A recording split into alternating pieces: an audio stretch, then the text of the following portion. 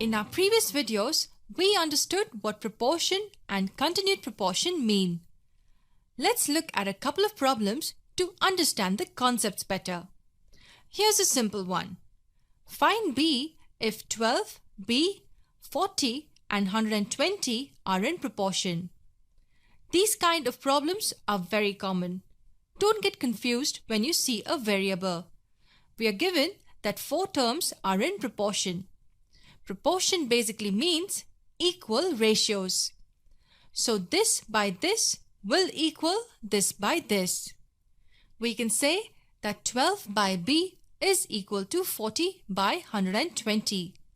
Since the ratios are equal, we can say that this multiplied by this is equal to this multiplied by this. So 12 multiplied by 120 will equal 40 multiplied by B. Observe this expression. 12 multiplied by 120 equals 40 multiplied by B. We could have actually written this directly. If we see the 4 terms in our example, 12 and 120 are the extremes and B and 40 are the means. If 4 terms are in proportion, the product of the extremes will always be equal to the product of the means. Dividing both sides by 40, we get B equal to 12 multiplied by 120 divided by 40.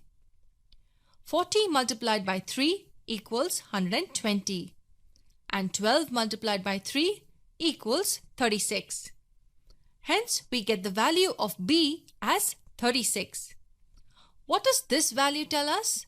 It tells us that 12, 36, 40 and 120 are in proportion. You can even check your answer by reducing 2 ratios to its simplest form. 12 by 36 equals 1 by 3 and 40 by 120 also equals 1 by 3. Hence, our answer is correct. Remember, when we say that 4 terms are in proportion, the order of the terms matters. Now let's look at a simple problem on continued proportion. Are 1, 3 and 9 in continued proportion? If you have no idea what continued proportion is, this problem will definitely confuse you. For proportion, we need 2 ratios, and for 2 ratios, we need 4 terms. How are we given just 3 terms? Basically, the question asks is 1 by 3 equal to 3 by 9. This 3 is written just once since it's repeated. It is incorrect to ask if 1, 3, 3 and 9 are in proportion. In continued proportion, the first and the third terms are the extremes and the middle term is called the mean proportional.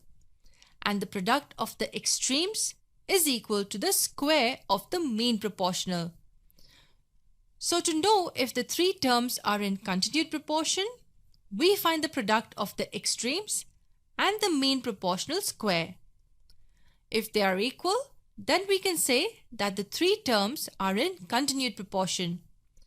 Product of extremes will equal 1 multiplied by 9, which equals 9. 3 is the mean proportional in our example.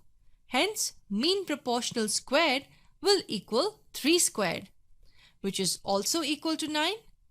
Hence, we can say that 1, 3 and 9 are in continued proportion. It also means 1 by 3 is equal to 3 by 9. And another way to write it is 1:3 is the same as 3:9. This ratio is the same as this ratio.